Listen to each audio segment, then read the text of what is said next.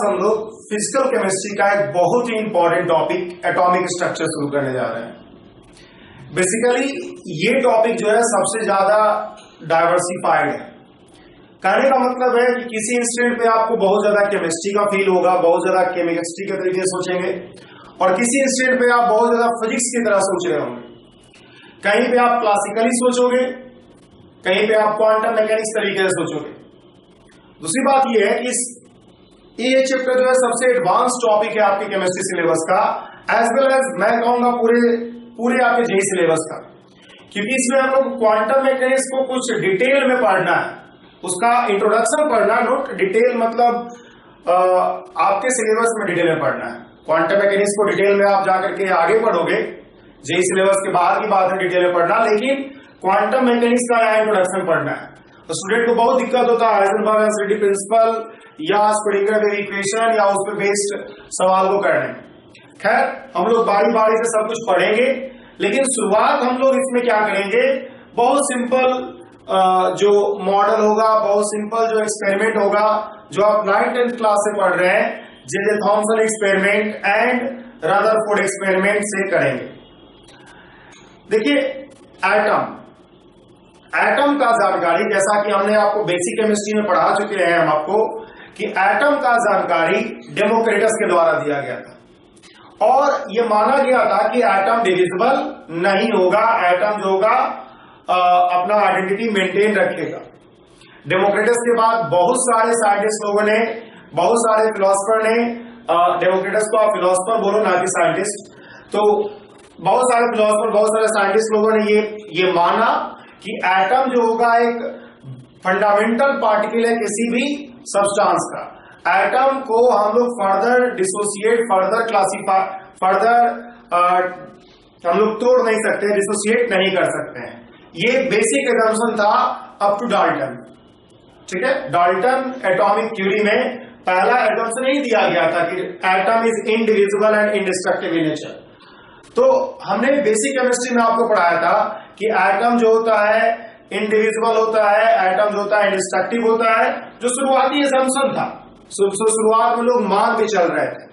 हालांकि इस चैप्टर में पता चलेगा कि एटम डिविजिबल होता है। आप पहले से भी जानते होंगे, 9th क्लास से ये चीज पढ़ना होता है कि भाई एटम डिविजिबल होता है, एटम में न्यूक्लियस होगा, एटम में ऑर्बिट होगा, न्यूक्लियस में न्यूट्रॉन प्रोटॉन होगा। तो ये सभी चीजें कैसे अपीयर हुआ, सिस्टमैटिक रूप से हम लोग इस चैप्टर में पढ़ने जा रहे हैं। आप 9th क्लास में पढ़े होंगे ना पढ़े होंगे, यहां पर हम लोग आपको सारा जो भी टॉपिक्स पढ़ना है एटॉमिक स्ट्रक्चर में वो डिटेल में पढ़ाएंगे। जैसे कि जो मेजर कह सकते हो आप कि एटॉमिक स्ट्रक्चर में हम लोग को पॉइंट्स पढ़ना है, सबसे पहले पढ़ना है हम लोग को जे थॉमसन एक्सपेरिमेंट। ठीक है, इस चैप्टर में जो हम लोग मेजर पॉइंट्स पढ़ना है वो ये सब पढ़ना है। मेजर जो टॉपिक्स कह सकते हो ये सब पढ़ना है। सबसे पहले पढ़ना हम लोग को जे थॉमसन मॉडल या जे थॉमसन एक्सपेरिमेंट, जे थॉमसन एक्सपेरिमेंट और इसका मॉडल। ठीक है, दूसरा हम लोग को पढ़ना है रदरफोर्ड मॉडल।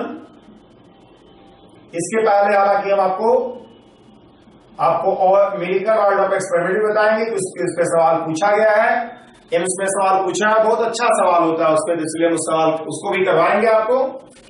तीसरा हम बताएंगे फिर इंट्रोडक्शन टू क्वांटम मैकेनिक्स। यहां पे आपको इंट्रोडक्शन टू क्वांटम मैकेनिक्स पढ़ाना होगा मुझे, जिसमें कि हम आपको बहुत सारी चीज पढ़ाएंगे, जैसे कि आपको ब्लैक बॉडी रेडिएशन पढ़ाएंगे, कैसे डेवलप हुआ quantum mechanics. Black body radiation का आपको जानकारी देना होगा मुझे, फोटो इलेक्ट्रिक इफेक्ट का जानकारी देना होगा आपको, फोटो इलेक्ट्रिक इफेक्ट का जानकारी देना होगा आपको, और उसके बाद डी ब्रॉगली हाइपोथेसिस को, फोटो इलेक्ट्रिक इफेक्ट को, और उसके बाद डी ब्रॉगली हाइपोथेसिस को भी हम लोग को पढ़ना होगा। इन तीनों एक्सपेरिमेंट से, तीनों मॉडल से हम लोग को पता चलेगा कि क्वांटम मैकेनिक्स है क्या। और उसके बाद चौथा जो हम लोग पढ़ेंगे, बोर मॉडल पढ़ेंगे, एंड बोर मॉडल हम लोग पढ़ेंगे। ठीक है, और इसी पे बेस्ड हम लोग आगे थोड़ा सा इसमें मॉडिफिकेशन करके सोमरफेल्ड मॉडल ही पढ़ेंगे। ठीक है, और Bohr model, Sommerfeld model fail होने के बाद हम लोग फिर क्या करेंगे, क्वांटम मैकेनिकल मॉडल पढ़ेंगे। और क्वांटम मैकेनिकल मॉडल में आपको दो चीज पढ़ना है बेसिकली। क्वांटम मैकेनिकल मॉडल में आपको दो पढ़ना है, एक हाइजेनबर्ग मेथड या हाइजेनबर्ग अनसर्टेनिटी प्रिंसिपल आप कह सकते हो। क्वांटम मैकेनिक्स को पढ़ने का एक तरीका ये है जो हम लोग को पढ़ना है, तरीका तो और भी है जो हम लोग के सिलेबस से बहुत बाहर है, और दूसरा हम लोग को स्क्वायरिंगर वेव इक्वेशन पढ़ना है। तो हम बारी बारी से सबको पढ़ेंगे, वेव इक्वेशन पढ़ना है।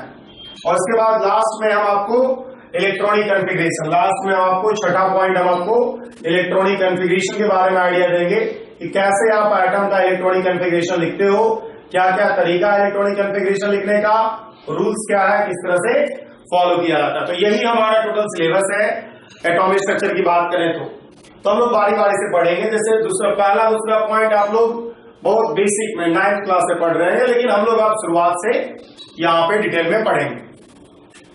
तो हम लोग हेडिंग देते हैं जे थॉमसन एक्सपेरिमेंट और उससे हम लोग पढ़ना शुरू करते हैं। ठीक है, सबसे पहला पॉइंट है हम लोग पढ़ेंगे जे थॉमसन एक्सपेरिमेंट। देखिए जे थॉमसन एक्सपेरिमेंट, देखिए जे थॉमसन जो है पहला ऐसा साइंटिस्ट था जिसने ये प्रूव किया कि एटम डिविजिबल होता है। इसके पहले तक जैसा कि हमने बताया अभी आपको कि डाल्टन तक सभी लोग यही मानते थे कि एटम जो होगा इनडिविजिबल होगा, एटम को डिवाइड नहीं किया जा सकता, ये smallest particle of the substance होता है। लेकिन जे थॉमसन एक्सपेरिमेंट से सबसे पहले ये प्रूफ हुआ कि एटम डिविजिबल होगा। इलेक्ट्रॉन का डिस्कवरी हुआ, इलेक्ट्रॉन क्या होता है इसका डिस्कवरी हुआ। और तीसरा पॉइंट हुआ कि इलेक्ट्रॉन का charge by mass ratio calculate किया गया। तो जे थॉमसन एक्सपेरिमेंट से तीन चीजें आया था। पहला एटम डिविजिबल होगा, ये प्रूव किया गया। दूसरा इलेक्ट्रॉन का डिस्कवरी किया गया। और तीसरा इलेक्ट्रॉन का charge by mass ratio calculate किया गया। Not charge, not mass, but electron का charge by mass ratio calculate किया गया। ठीक है, तो through J Thomson experiment,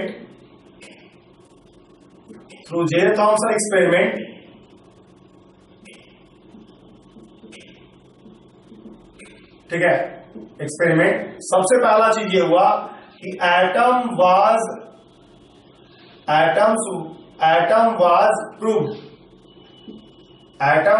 proved to be divisible. Atom जो हो गया प्रूव्ड हो गया टू बी डिविजिबल। एटम जो होगा डिविजिबल होगा, ये प्रूफ हो गया। इसके पहले लोग यही मानते थे कि एटम जो होगा इनडिविजिबल होगा। दूसरा चीज ये किया गया कि atom electron was discovered, electron को डिस्कवर किया गया। और तीसरा जो होगा charge by mass ratio of electron was calculated. Charge by mass ratio of electron was calculated.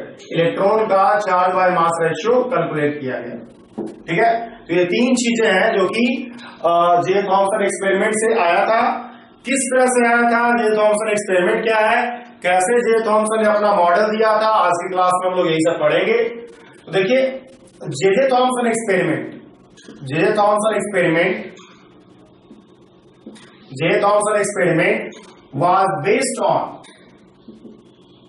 was based on discharge tube experiment। Discharge tube experiment पे based था।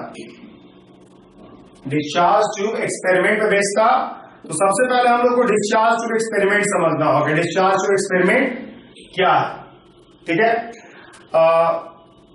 सबसे पहले हम लोग लिखते हैं डिस्चार्ज ट्यूब क्या है।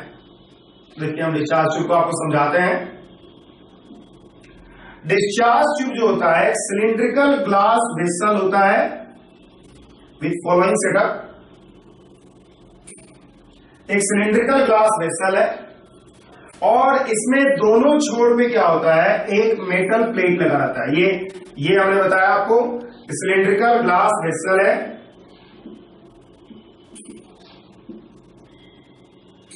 सिलिंड्रिकल ग्लास वेसल है, इसके दोनों छोर पे क्या होगा, मेटल रॉड लगा रहेगा, मेटल प्लेट लगा रहेगा, जिसको कि आप क्या करोगे, बैटरी से जोड़ दो। इसको क्या बैटरी से जोड़ दो। ये बैटरी है, जैसे कि आपने कनेक्ट कर दिया। बैटरी का एक नेगेटिव टर्मिनल है और बैटरी का एक पॉजिटिव टर्मिनल है। जो पॉजिटिव टर्मिनल से जुड़ा वो पॉजिटिव प्लेट होगा, जिसको कि हम लोग क्या कहेंगे, इसको हम लोग एनोड कहेंगे। और जो नेगेटिव प्लेट से जुड़ेगा उसको हम लोग कैथोड कहेंगे। तो आपका एक एनोड होगा और एक कैथोड होगा, ठीक है, आपका एक एनोड होगा और एक कैथोड होगा। दूसरी बात यह है कि यहां पे कुछ और चीजें होता है, जैसे कि यहां पे हम क्या करते हैं, एक प्रेशर मेजरिंग डिवाइस रखा जाता है जो क्या करता है, जो वेसल होगा उसमें प्रेशर को मेजर कर पाएगा। इसको हम लोग प्रेशर गेज करते हैं। ये मार्किंग हम कर दे रहे हैं, प्रेशर का कितना है, कितना वैल्यू है, ये दिखा रहा है। इसको हम लोग प्रेशर गेज करते हैं। यहां पर एक वैक्यूम पंप होता है। वैक्यूम पंप का काम क्या है कि जो गैस है डिस्चार्ज ट्यूब में उसको बाहर निकाल देना। वैक्यूम पंप का काम है कि गैस जो है उसको बाहर निकाल लेना, as well as desired gas fill कर देना। मान लो आपको हाइड्रोजन के साथ एक्सपेरिमेंट करना है, तो एयर इससे बाहर निकाल के हाइड्रोजन फिल कर दिया। ऑक्सीजन के साथ एक्सपेरिमेंट करना है तो एयर बाहर निकाल के ऑक्सीजन फिल कर दिया, एंड सो ऑन। तो गैस को आप ये कर सकते हो। यहां पर देखोगे आपको एक स्विच लगा रहेगा, जिसको कि आप, ये ऑब्वियस सी बात है, स्विच है। ये हमारा बैटरी है। यहां पर आप देखोगे कि बैटरी के बगल में एक एम्पलीफायर लगा रहता है। एम्पलीफायर का काम है वोल्टेज को इंस्टेंटेनियसली बढ़ा देना। गौर कीजिएगा, इंस्टेंटेनियसली बढ़ा देना। एक इंस्टेंट पे बढ़ाएगा, ऐसा नहीं है कि वोल्टेज बढ़ा देगा।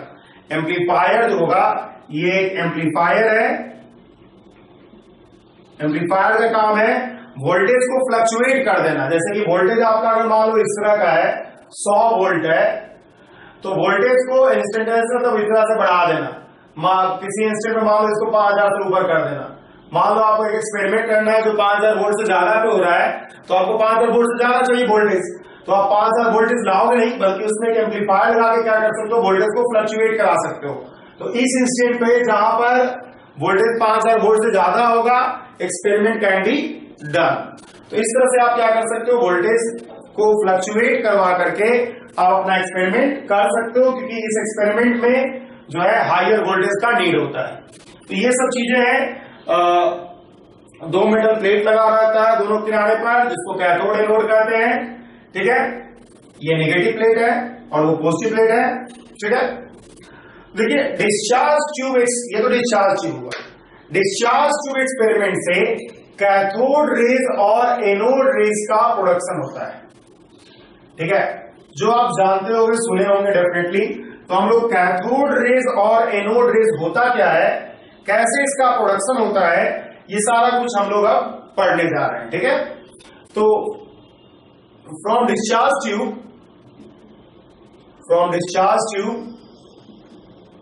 एक्सपेरिमेंट,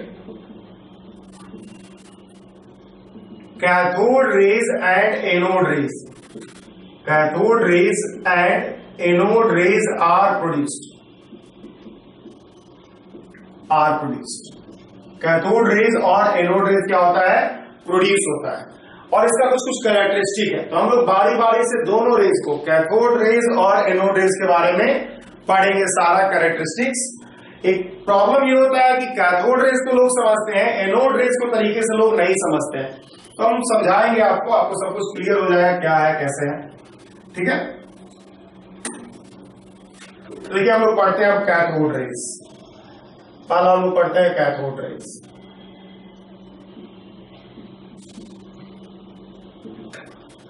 देखिए देखा जाता है कि सफिशिएंटली हाई वोल्टेज पर, अराउंड 10,000 वोल्ट, वोल्टेज बहुत ज्यादा होना चाहिए, कम वोल्टेज पे ऐसा नहीं होगा।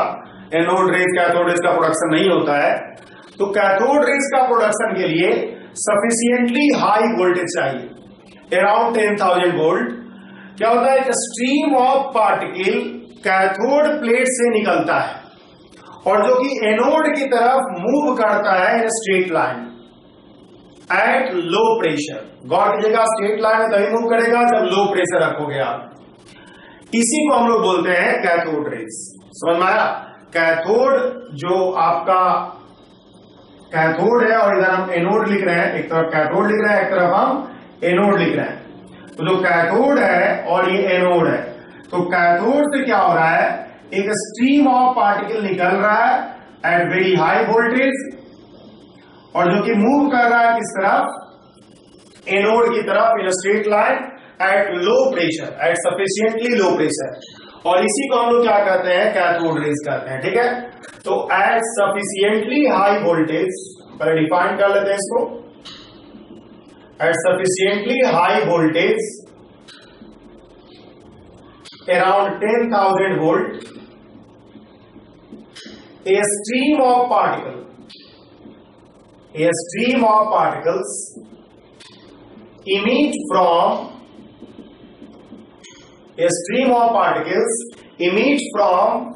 cathode plate. A stream of particles emit from cathode plate, ठीक है, which is called cathode rays, इसी को हम लोग कैथोड रेज कहते हैं। एट वेरी लो प्रेशर, बहुत कम प्रेशर पे, लगभग 4 से 5 mm प्रेशर पे, जो बहुत कम है। नॉर्मल प्रेशर जो होता है लगभग 760 1 atm 760 mm of Hg होता है। ठीक है, तो at very low pressure cathode rays have tendency to move, या हैव टेंडेंसी तो हमेशा होगा, मूव्स लिखते हैं। ठीक है, cathode rays moves in a straight line, cathode rays moves in a straight line toward anode, anode की तरफ क्या होगा, स्ट्रेट लाइन में मूव करेगा कैथोड रेज, और जिससे कि आप ये पता कर सकते हो कि कैथोड रेज क्या होगा, नेगेटिवली चार्ज पार्टिकल होगा। देखिए, पॉजिटिव की तरफ अगर मूव कर रहा है कोई चीज, पॉजिटिव प्लेट की तरफ मूव कर रहा है तो वो नेगेटिव होगा, इससे आप डिटेक्शन कर सकते हो कि कैथोड रेज क्या होगा, नेगेटिव चार्ज होगा।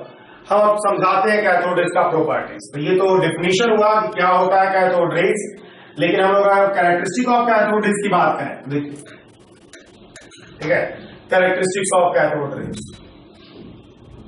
Characteristics of cathode rays. सबसे पहला बात यही है कि कैथोड रे जो होता है कुछ नहीं बल्कि नेगेटिवली चार्ज पार्टिकल इलेक्ट्रॉन होता है।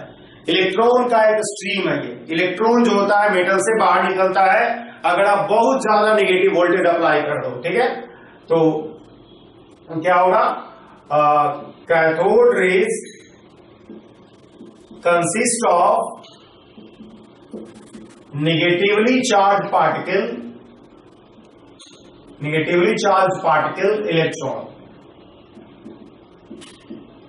कैथोड रे जो होगा नेगेटिवली चार्ज पार्टिकल इलेक्ट्रॉन से बना हुआ है। ठीक है, कैथोड रे जो होगा कंसिस्ट करेगा negatively charge particle called electrons. ठीक है, इलेक्ट्रॉन से बना हुआ होगा। दूसरा पॉइंट हम लोग अगर बात करते हैं, देखिए कैथोड रेज का अगर हम बेसिक प्रॉपर्टी की बात करें, देखिए बेसिक प्रॉपर्टी किसी भी पार्टिकल का क्या होता है, उसका चार्ज और उसका मास होता है। तो अगर हम चार्ज और मास की बात करें तो जो वोल्टेज अप्लाई करेंगे उस पर डिपेंड करेगा कि नहीं करेगा। जो वोल्टेज डिपेंड करेंगे उस पर डिपेंड नहीं करेगा, क्योंकि आप वोल्टेज ज्यादा अप्लाई करो या कम अप्लाई करो निकलेगा इलेक्ट्रॉन ही। ऐसा नहीं कि इलेक्ट्रॉन की जगह कुछ और निकलना शुरू हो जाएगा। तो जब इलेक्ट्रॉन ही निकलेगा तो उसका charge by mass ratio, charge और मास क्या होगा, सब सेम होगा। तो कैथोड रेज का बेसिक प्रॉपर्टी जो होगा वोल्टेज अप्लाइड पे डिपेंड नहीं करेगा। अगर आप वोल्टेज बढ़ाते हो, वोल्टेज बढ़ाने से क्या होगा, जो कैथोड रे जो निकल रहा होगा उसका स्पीड बढ़ेगा। वोल्टेज घटाओगे तो स्पीड घटेगा, लेकिन अल्टीमेटली चार्ज और मास कैथोड रेज का क्या होगा, वोल्टेज पर डिपेंड नहीं करेगा। तो अगर हम basic properties of cathode rays की बात करें, बेसिक प्रॉपर्टीज का मतलब होता है चार्ज एंड मास। किसी भी पार्टिकल का बेसिक प्रॉपर्टी मतलब charge and mass. Of cathode rays don't depend, cathode rays don't depend on the gas, on the voltage applied, on the voltage applied. Voltage जो applied करोगे आप, voltage जो हम लोग अप्लाई करेंगे उस पे बेसिक प्रॉपर्टीज डिपेंड नहीं करेगा। By increasing voltage, voltage increase अगर आपने किया, by increasing voltage only speed of cathode rays emitted increases, only speed of cathode rays increases.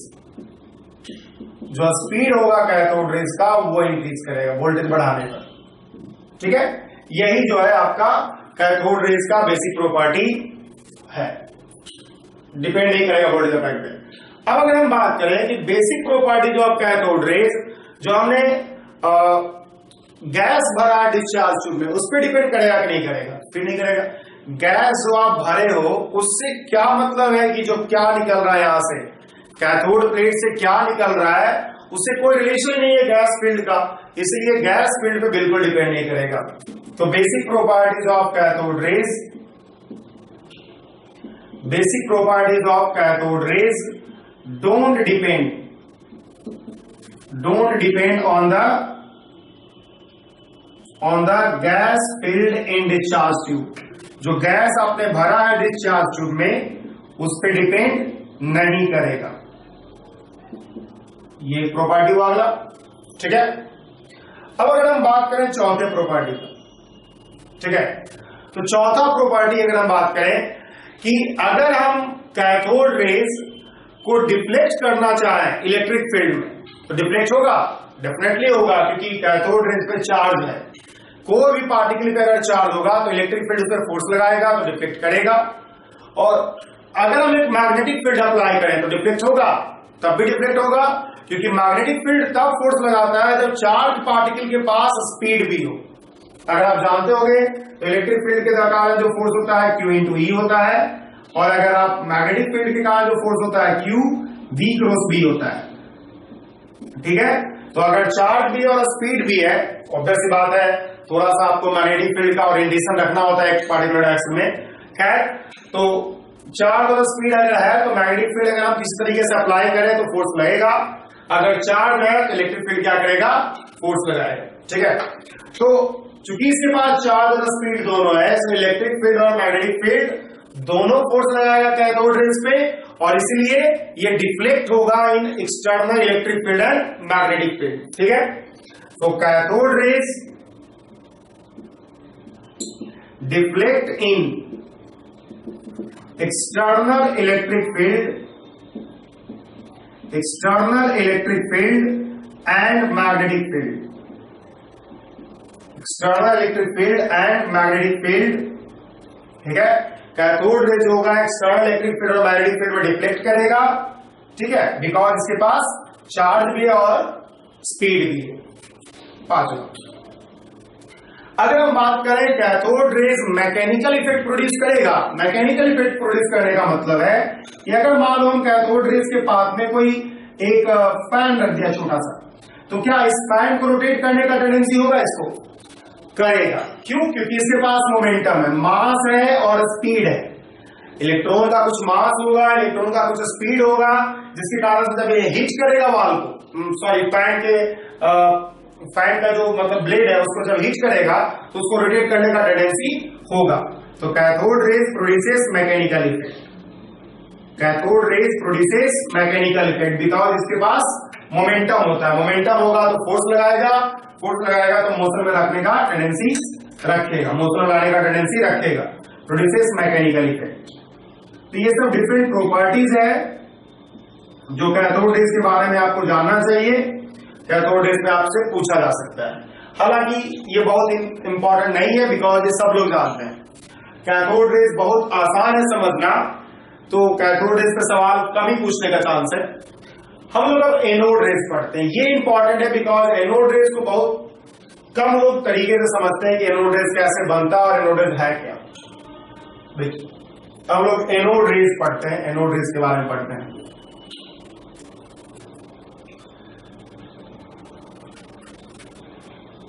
तो दूसरा हम लोग पढ़ेंगे एनोड रेज। सबसे पहला कंफ्यूजन ये है कि स्टूडेंट जब कैथोड रेज को पढ़ा दिया जाता है कि कैथोड प्लेट से निकलता है, तो एनोड रेज को बहुत लोगों को लगता है कि एनोड प्लेट से निकलता है, जो कि गलत है। एनोड रेज एनोड प्लेट से नहीं निकलता है, ये सबसे पहला पॉइंट समझना है। जैसे कि आप लोग जानते होंगे कि anode rays positive charge particle है, तो पॉजिटिव चार्ज पार्टिकल एक मेटल प्लेट से, एक मेटल से निकल जाए, ये पॉसिबल ही नहीं है। पॉजिटिव चार्ज पार्टिकल मतलब प्रोटॉन वगैरह, प्रोटॉन कैसे निकलेगा? न्यूक्लियस से आप प्रोटॉन को निकाल दोगे, वो तब हो सकता है जब न्यूक्लियर प्रोसेस कर रहे हो आप, वो भी बहुत एक्सट्रीम कंडीशंस में होता है। तो ये इम्पॉसिबल है कि आप मेटल प्लेट से प्रोटॉन वगैरह निकाल दो। तो इसलिए एनोड रेज, पहली बात यही है कि आपको समझना चाहिए कि एनोड प्लेट से नहीं निकलता है। ठीक है, तो सवाल उठता है कहां से निकलता है? तो एनोड रेज जो होता है, जो एनोड प्लेट के नजदीक का रीजन है, जो एयर मॉलिक्यूल्स है, जो यहां पे मतलब कोई मॉलिक्यूल्स रखे हो आप, उसके आयोनाइजेशन से निकलता है।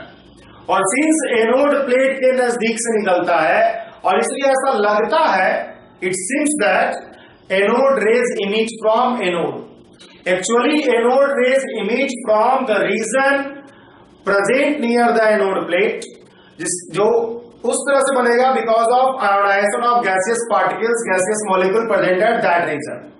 ठीक है, सिचुएशन कुछ ऐसा होगा कि जब आप कैथोड रेज यहां से मूव करवा रहे हो, इधर लिखते हैं कैथोड रेज यहां से हमने मूव कराया, ठीक है, कैथोड रेज आपने मूव कराया, 4 पार्टिकल कैथोड रेज का मूव करा रहे हैं, एक चोन होता है, आप जान रहे हो ये कैथोड रेज हमने टच करके दिखाया बिकॉज प्लेट से निकलता है, कैथोड प्लेट है ये।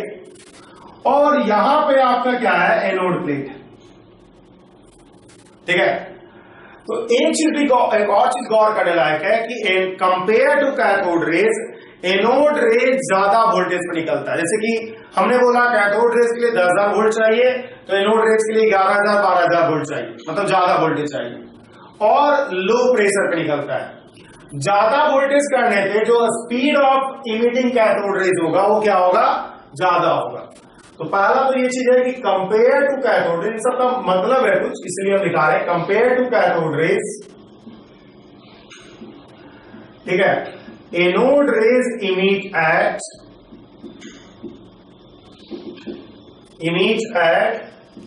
रिलेटिवली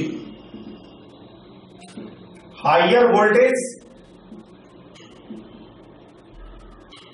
हायर वोल्टेज मतलब 11,000 वोल्ट आप लिख देते हैं हम यहां पे, वो 10,000 वोल्ट निकला था, एंड लोअर प्रेशर,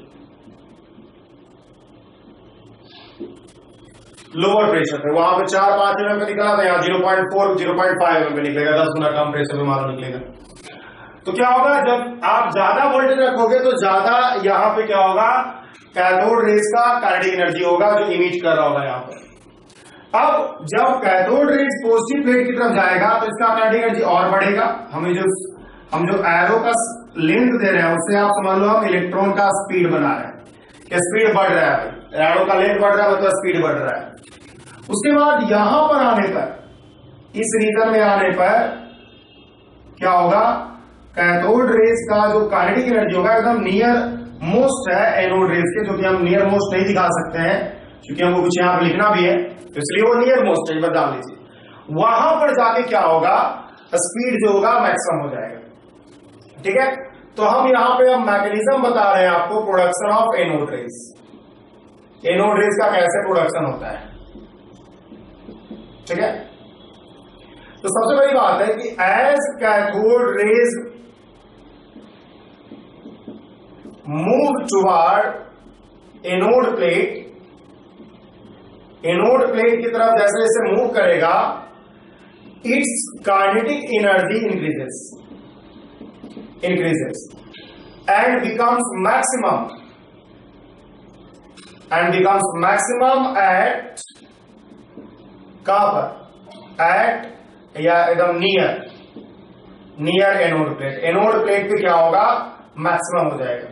हमने लोअर प्रेशर कहा था, एक चीज गौर कीजिएगा, हायर वॉल्यूम, हायर वोल्टेज तो आपको समझ में आ गया होगा, क्योंकि हायर वोल्टेज करने पे काइनेटिक एनर्जी ज्यादा होगा, ज्यादा एक्सेलरेट होगा कैथोड पार्टिकल, जिसके कारण से वहां पर जाके काइनेटिक एनर्जी उसका सबसे ज्यादा हो पाएगा। काइनेटिक एनर्जी का हो या स्पीड का हो। लोअर प्रेशर इसलिए कहा गया था बिकॉज अगर आप प्रेशर ज्यादा रखते हो, इसका मतलब गैसियस मॉलिक्यूल ज्यादा रखते हो। गैसियस मॉलिक्यूल ज्यादा रहेगा तो कॉलिजन ज्यादा होगा, और कोलिजन ज्यादा होगा, इसलिए क्या होगा, एनर्जी वेस्ट ज्यादा होगा और काइनेटिक एनर्जी मैक्सिमम नहीं हो पाएगा। जब आप बार बार टकराओगे कैथोड पार्टिकल को मॉलिक्यूल से, तो क्या होगा, उसका एनर्जी जो होगा, काइनेटिक एनर्जी जो होगा, वेस्ट होगा, बर्बाद होगा। तो इसलिए हम लोग पार्टिकल्स का संख्या कम रखते हैं। पार्टिकल्स का संख्या कम रखने का मतलब है कि जो प्रेशर होगा डिस्चार्ज ट्यूब का, वो क्या होगा, कम होगा। अब जब वहां पर जाके मैक्सिमम काइनेटिक एनर्जी हो चुका है, तो मान लिया हमने क्या किया, if O2 gas is filled. अब हम उसके बाद एक केस ले लेते हैं, अलग अलग गैस रखेंगे तो अलग अलग तरीके से होगा।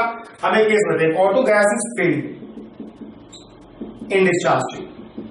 अगर हम O2 गैस को डिस्चार्ज ट्यूब में फिल करते हैं तो क्या होगा, O2 जो प्रेजेंट नियर एनोड प्लेट होगा, उस पे अगर हम Ke मैक्स से, उस पे अगर हम Ke मैक्स जो काइनेटिक एनर्जी मैक्सिमम है, उससे अगर हम टकराना शुरू कर दें, उससे अगर हम टकराना शुरू कर दें कैथोड पार्टिकल्स को, तो ये ब्रेक कर देगा, डिसोसिएट कर देगा, बना देगा ऑक्सीजन, 2 ऑक्सीजन बना देगा। ठीक है। फर्दर अगर हम इस पे फिर काइनेटिक एनर्जी मैक्सिमम से टकराए और काइनेटिक एनर्जी इतना सफिशिएंट होना चाहिए कि O को क्या कर दे, आयोनाइज कर दे और एक इलेक्ट्रॉन बाहर निकाल दे। मतलब साफ है कि अगर हमने मान लिया O2 फिल किया इसमें, तो उसको तोड़ करके बना लिया O+, O2 को टकराया बन गया O+, O2 को तोड़ा बना लिया O+, O2 को तोड़ा बना लिया O+। ठीक है। तो जब O+ बनेगा, जैसे ही O+ बना, ये क्या होगा, चूंकि प्लस है और यहां भी प्लस है, तो प्लस प्लस से रिपेल होगा और प्लस माइनस से अट्रैक्ट होगा। तो प्लस क्या होगा, ये सभी O+, ये जो O+ दिख रहा है आपको, ये जो होगा इंस्टेंटली क्या होगा, कैथोड प्लेट की तरफ मूव करना शुरू कर देगा। और ऐसा लगेगा आपको कि जो O+ है वो seems to emit from anode, और ये O+ जो है यही एनोड रेज है, एनोड रेज का पार्टिकल है। ठीक है। अब देखो, as soon as particles of anode rays generated, particles of anode ray generated, it start to move, they start to move toward cathode rays, cathode plate की तरफ move करना शुरू कर देगा। एंड इट सीम्स दैट, और ऐसा लगता है कि anode rays emit from anode plate, ऐसा लगेगा। नोट ये चीज गौर करिएगा कि ऐसा प्रतीत होगा, ऐसा लगेगा कि एनोड रेज एनोड प्लेट से निकल रहा है, एक्चुअल में एनोड रेज एनोड प्लेट से नहीं निकलेगा। तो ये चीज गौर करने लायक है कि जब आप प्रोडक्शन ऑफ एनोड रेज की बात करते हो, तो यही मैकेनिज्म है प्रोडक्शन ऑफ एनोड रेज का। एनोड रेज जैसा कि आपने देखा कि ionisation of gaseous molecules present near the anode plate से क्या होता है, एनोड रेज का प्रोडक्शन होता है। तो इसलिए आप ये बहुत तरीके से समझ गए होंगे कि कैसे हम लोग एनोड रेज को समझ सकते हैं। कैथोड रेज बहुत सिंपल है, कैथोड रेज के बारे में सब लोग जानते हैं, लेकिन एनोड रेज ट्रबल करता है लोगों को, एनोड रेज को समझना दिक्कत करता है। तो एनोड रेज के प्रोडक्शन का मैकेनिज्म यही है। तो आप एनोड रेज समझ गए होंगे कि relatively compare to cathode rays, relatively higher voltage पे और लोअर प्रेशर पे निकलता है। क्यों निकलता है ये पता चल रहा होगा। हायर वोल्टेज पे ज्यादा काइनेटिक एनर्जी हो पाएगा, लोअर प्रेशर पे कम एनर्जी वेस्ट करेगा, जिसके कारण से टकरा करके उसको आयोनाइज कर पाएगा गैसियस मॉलिक्यूल को, और जो आयोनाइज करके जो गैसियस आयंस बनेगा वही एनोड रेज है। ठीक है। तो हम लोग कैरेक्टरिस्टिक्स ऑफ एनोड रेज पढ़ते हैं। ये तो एनोड रेज का प्रोडक्शन हुआ, एनोड रेज है क्या। अब हम लोग प्रॉपर्टीज ऑफ एनोड रेज पढ़ते हैं। ठीक है। तो एनोड रेज का प्रॉपर्टीज पढ़ते हैं हम लोग। तो लिखते हैं कैरेक्टरिस्टिक्स ऑफ एनोड रेज। ठीक है। Characteristics of anode raise.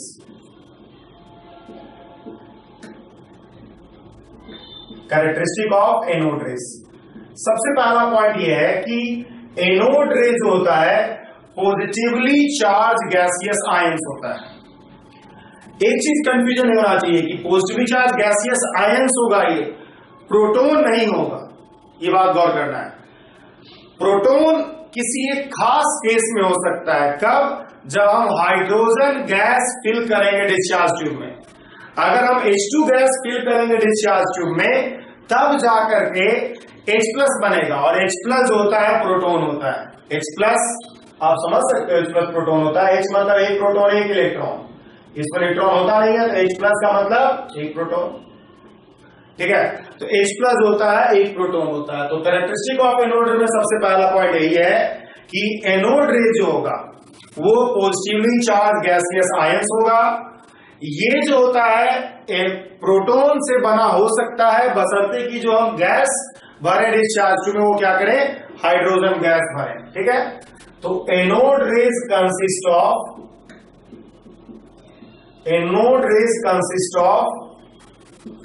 Positively charge gaseous ions.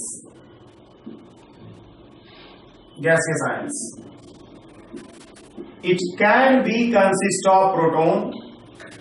It can be consist of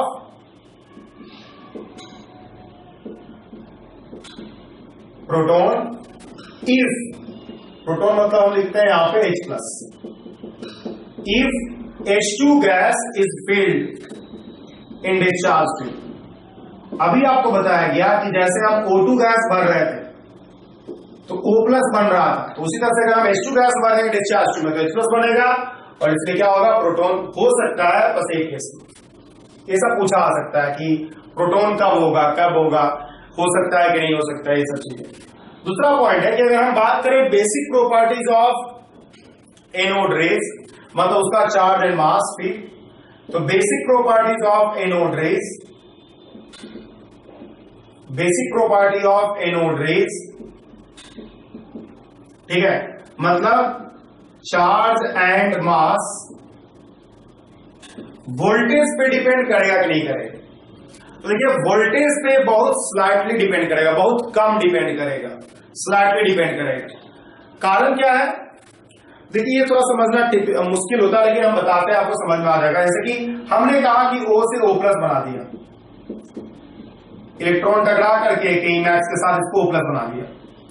अगर हम फर्दर इसको टकरा दें इलेक्ट्रॉन के Ke-max के साथ ही, तो O2+ भी तो बना सकता है, देखिए O2+ भी बना सकता है, एक और बार आयोनाइजेशन हो जाए।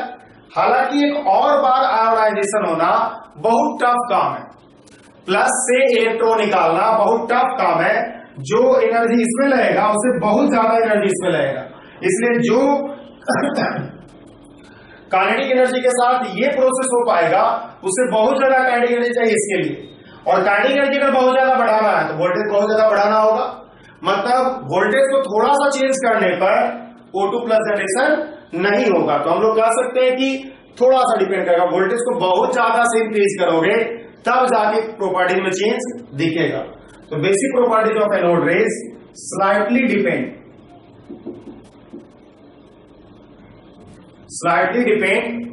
On the voltage applied.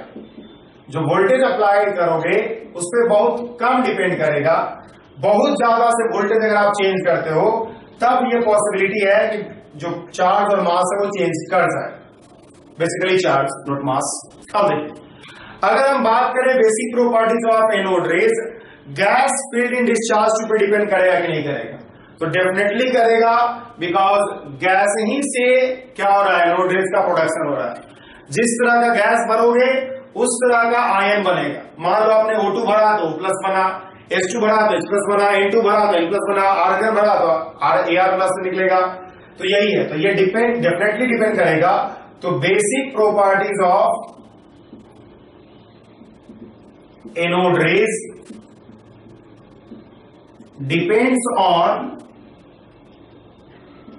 Depend on gas field in discharge tube. जो डिस्चार्ज ट्यूब है उसमें जो गैस भरोगे आप उस पे अच्छा खासा डिपेंड है, बिकॉज गैस के आयोनाइजेशन से ही एनोड रेज बन रहा है। तो गैस जिस तरह का भरोगे उस तरह का ही आपको आयन बनेगा। चौथा, एनोड रेज भी इलेक्ट्रिक फील्ड और मैग्नेटिक फील्ड में डिफ्लेक्ट होगा, बिकॉज इसके पास भी चार्ज और स्पीड है। तो anode rays deflect in anode rays deflect in external magnetic field and electric field, because इसके पास चार्ज और स्पीड दोनों है, और चार्ज और स्पीड दोनों होने का एक्सटर्नल इलेक्ट्रिक फील्ड और मैग्नेटिक फील्ड में क्या होगा, डिफ्लेक्ट करेगा। अगला पॉइंट है हमारा कि anode rays mechanical effect produce करेगा कि नहीं करेगा। तो ये भी मैकेनिकल इफेक्ट प्रोड्यूस करेगा, क्यों? बिकॉज इसके पास भी क्या है, मोमेंटम है। तो anode rays produces mechanical effect because इसके पास मोमेंटम, और मोमेंटम होने का जब किसी अगर आप इसके पाथ में एक फैन रखोगे तो उसके ब्लेड को रीच करने पे उसमें फोर्स लगाएगा, और फोर्स लगाने का क्या होगा, वो मूव कर पाएगा, जिसके कारण से आप कह सकते हो कि एनोड रेज क्या होगा, मैकेनिकल इफेक्ट प्रोड्यूस करेगा। तो ये सब डिफरेंट कैरेक्टरिस्टिक्स है एनोड रेज का, जो आपको समझना चाहिए। तो आज हमने पढ़ा कैथोड रेज क्या है, एनोड रेज क्या है, कैसे कैथोड रेज और एनोड रेज का प्रोडक्शन होगा। अब हम लोग को इसी पे based cathode rays anode raise जो डिस्चार्ज ट्यूब एक्सपेरिमेंट है, इसी पे बेस्ड हम लोग क्या करेंगे, जे थॉमसन एक्सपेरिमेंट करेंगे, J Thomson model of atom को जानेंगे, and then after we will study about Millikan oil drop experiment. ये सारा चीज हम लोग अगली क्लास से शुरू करेंगे।